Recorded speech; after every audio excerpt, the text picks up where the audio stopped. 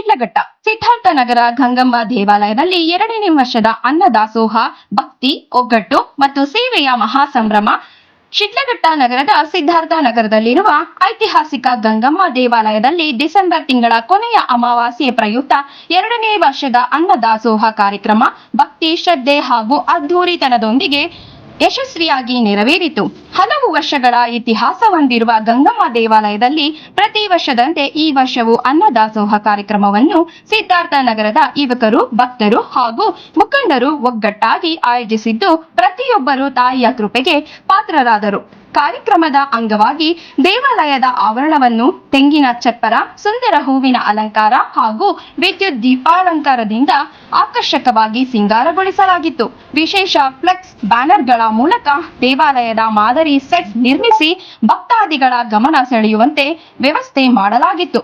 ಭಕ್ತಿ ಪರವಶದಿಂದ ಪಾಲ್ಗೊಂಡ ಭಕ್ತಾದಿಗಳು ತಾಯಿಯ ದರ್ಶನ ಪಡೆದು ಧನ್ಯರಾದರು. ಸಿದ್ಧಾರ್ಥ ನಗರದ ಭಕ್ತಾದಿಗಳು ಹೊಸ ಸಮವಸ್ತ್ರ ಧರಿಸಿ ಹಬ್ಬದ ವಾತಾವರಣದಲ್ಲಿ ಭಕ್ತಿಯಿಂದ ಕಾರ್ಯಕ್ರಮದಲ್ಲಿ ಭಾಗವಹಿಸಿದ್ದು ವಿಶೇಷವಾಗಿತ್ತು. ನೂರಾರು ಭಕ್ತಾದಿಗಳು ದೇವಿಯ ಕೃಪೆ ಪಡೆದು ಅನ್ನದಾಸೋಹದಲ್ಲಿ ಪಾಲ್ಗೊಂಡರು.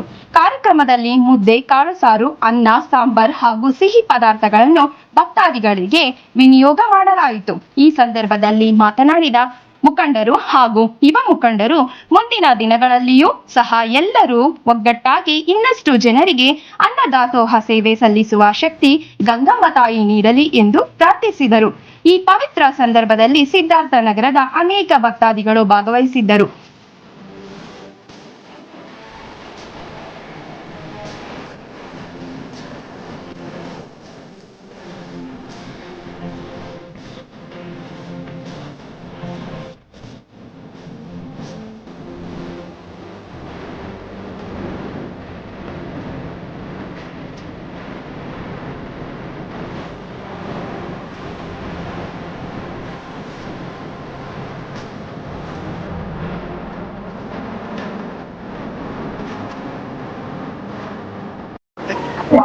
ಏನು ಇವತ್ತು ನಮ್ಮ ಸಿದ್ಧಾರ್ಥ ನಗರದಲ್ಲಿ ಶ್ರೀ ಗಂಗಾ ಭವಾನಿ ಯುವಕರ ಬಳಗದಿಂದ ಈ ಪೂಜಾ ಕಾರ್ಯಕ್ರಮ ಹಮ್ಮಿಕೊಂಡಿದ್ದಾರೆ.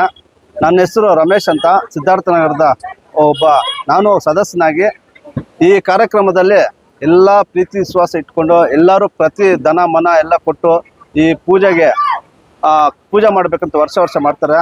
ಹಿಂದೆ ನಮ್ಮ ಪೂಜಾರಿಗಳು ನರಸಿಂಹಪ್ಪ ಅಂತ ಇದ್ರು, 15 ವರ್ಷದಿಂದ ಈ ಥರ ಆತನ ನಡ್ಸ್ಕೊಂಡ್ ಬರ್ತಾ ಇದ್ರು. ಇವಾಗ ಅವರೇ ಮಗ ಪೂಜಾರಿ, ಅವರು ನಮ್ಮ ತಂದೆ ಮಾಡ್ತಾ ಇದ್ರಲ್ಲ ಈ ತಾಯಿಗೋಸ್ಕರ ಅಂತ ಅವ್ರ ಮಗನು ಇದೇ ಥರನೇ ಮಾಡ್ಕೊಂಡು ಬಂದು ಎಲ್ಲರಿಗೂ ಈ ಥರ ಶುಭ ಆಗಲಿ ಅಂತ ನಮ್ಮ ಶಿಡ್ಲಘಟ್ಟ ತಾಲೂಕಿನ ಜನತೆಗೆ ಈ ಥರ ಒಂದು ಮಳೆ ಬೆಳೆ ಎಲ್ಲ ಆಗಲಿ ಅಂತ ಸಂತೋಷವಾಗಿ ಎಲ್ಲ ಪೂಜಾ ಕಾರ್ಯಕ್ರಮ ಮಾಡಿಸ್ಕೊಂಡು ಇದೇ ಥರ ವರ್ಷ ಮಾಡಿಸ್ಕೊಂಡು ಈ ತಾಲೂಕು ಜನ, ನಮ್ಮ ರಾಜ್ಯದ ಜನಗೆ ಒಳ್ಳೇದಾಗಲಿ ಅಂತ ಈ ಗಂಗಮ್ಮ ತಾಯಿಗೆ ನಮಸ್ಕರಿಸ್ತಾ ಈ 2 ಮಾತು ಮಾತಾಡೋದಕ್ಕೆ ಅವಕಾಶ ಕೊಟ್ಟಂತ ನಮ್ಮ ಸ್ನೇಹಿತರಿಗೂ ಈ ನಮ್ಮ ಕಾಲೋನಿ ಪರವಾಗಿ ಎಲ್ರಿಗೂ ಧನ್ಯವಾದಗಳು ಹೇಳ್ತಾ ಇದ್ದೀನಿ. ಎಲ್ಲರಿಗೂ ನಮಸ್ಕಾರ.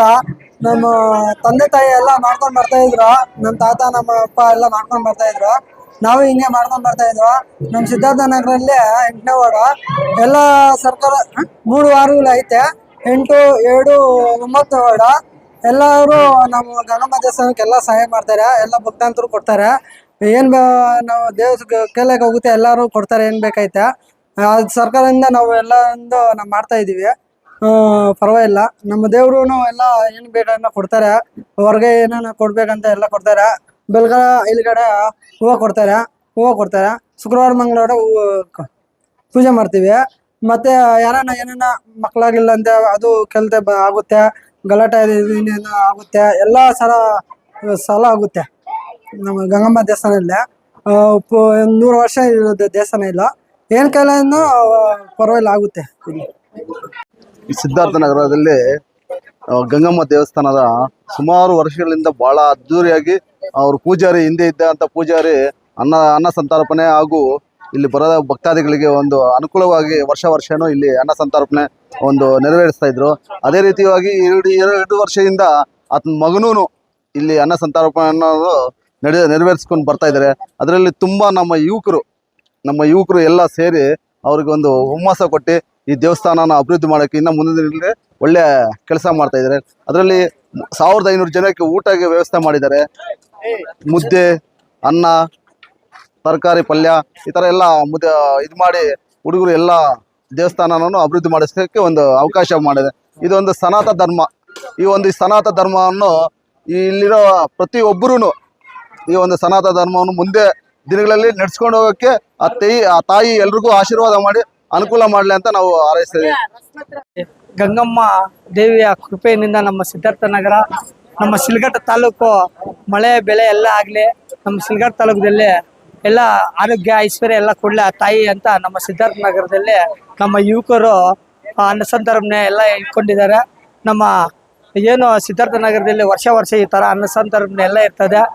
ಈ ಥರ ನಮ್ಮ ಎಲ್ಲರೂ ಯುವಕರು ನಮ್ಮ ಸಿದ್ಧಾರ್ಥ ನಗರದಲ್ಲಿರೋ ಎಲ್ಲ ಯುವಕರೆಲ್ಲ ಮಾಡಿ ಆ ತಾಯಿ ಪೂಜೆನ ಮಾಡಿ ಅದ್ಧೂರವಾಗಿ ಮಾಡ್ತಾರಲ್ಲೇ ತಮ್ಮೆಲ್ಲ ಸವಿನಯ ಮಾಡ್ತಾರೆ. ಎಲ್ಲರಿಗೂ ನಮಸ್ಕಾರ. ನಮ್ಮ ಗಂಗಾ ಭವಾನಿ ತಾಯಿ ದೇವಸ್ಥಾನ ಅಭಿವೃದ್ಧಿಗಾಗಿ ಎಲ್ಲರನ್ನೂ ನಾವು ಕೇಳ್ತೀವಿ. ಆದರೆ ಅದ್ರ ಬಗ್ಗೆ ಯಾರೂ ಯೋಚನೆ ಮಾಡ್ತಾ ಇಲ್ಲ. ಮುಂದಿನ ದಿನಗಳಲ್ಲಿ ಆ ದೇವಸ್ಥಾನ ಅಭಿವೃದ್ಧಿ ಆಗ್ಬೇಕಂತ ಹೇಳ್ಬಿಟ್ಟು ತಮಗೆ ನಾನು ಹೇಳಕ್ಕೆ ಇಷ್ಟಪಡ್ತೀನಿ. ವರ್ಷ ಇದೇ ಥರ ಕಾರ್ಯಕ್ರಮ ನಡಿಬೇಕಾಗಿ ಎಲ್ಲರೂ ಹೊಂದಾಣಿಕೆ ಜೊತೆ ಕೂಡಿ ಆ ದೇವಿ ಸೇವೆ ಮಾಡ್ಬೇಕಂತ ಹೇಳ್ಬಿಟ್ಟು ಹೇಳ್ತೀನಿ.